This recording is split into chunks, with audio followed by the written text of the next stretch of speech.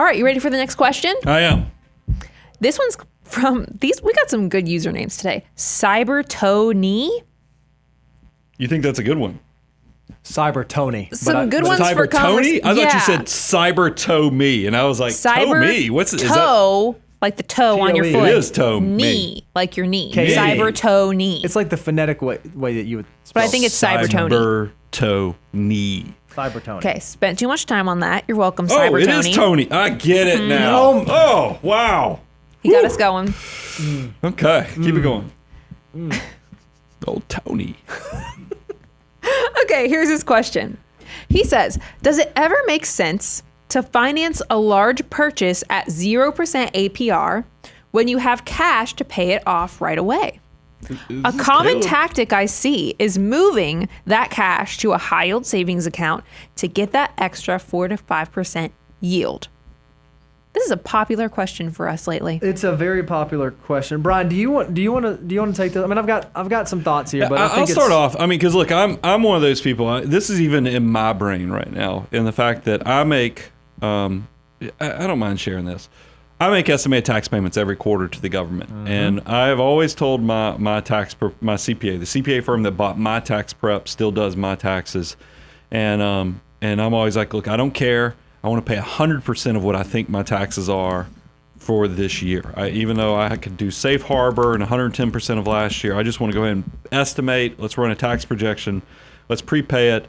Interest rates are high enough now that I'm actually just paying the safe harbor. You just pay them I feel like I am naked to the world right now and to the IRS, because I'm hoping that when I get to April of next year, that I have enough pot of money to cover everything and anything. And I'm running still projections in the background, so I'm not going to be caught completely off on this. But it is, when cash is paying over 5%, it is definitely something, or right around 5%, that I can understand people wanting to do this arbitrage. Now, what I would love for you to address, though, is just like we did that personal audit on Caleb, and he was out there doing Ashley Furniture.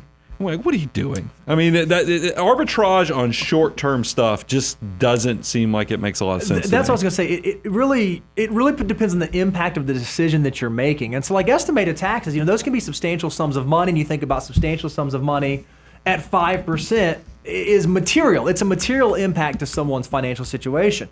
If you're talking about a large purchase, like, hey, I can buy my $1,500 iPhone and I can do 0% for 12 months and I can invest that.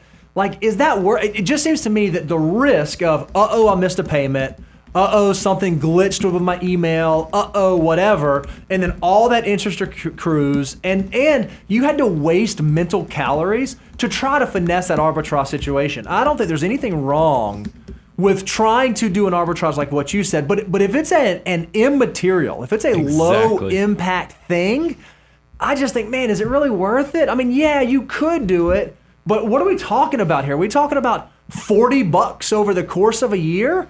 It may not be worth the effort and the attention you're putting into it. And something like, if he said finance a large purchase, I'm going to assume this is like a consumer purchase. Let's say it is like Ashley Furniture or something like that.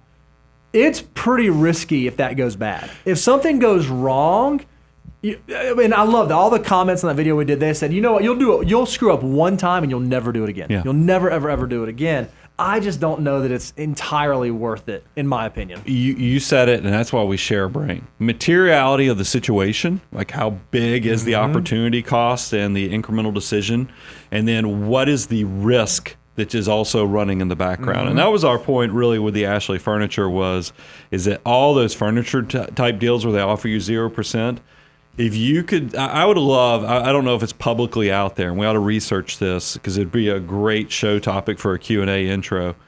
What percentage of like Rooms to Go and Ashley Furniture are those 0% deals actually end up collecting interest? Yeah. I don't know if that would be publicly available, but I bet it's very lucrative. There's a reason.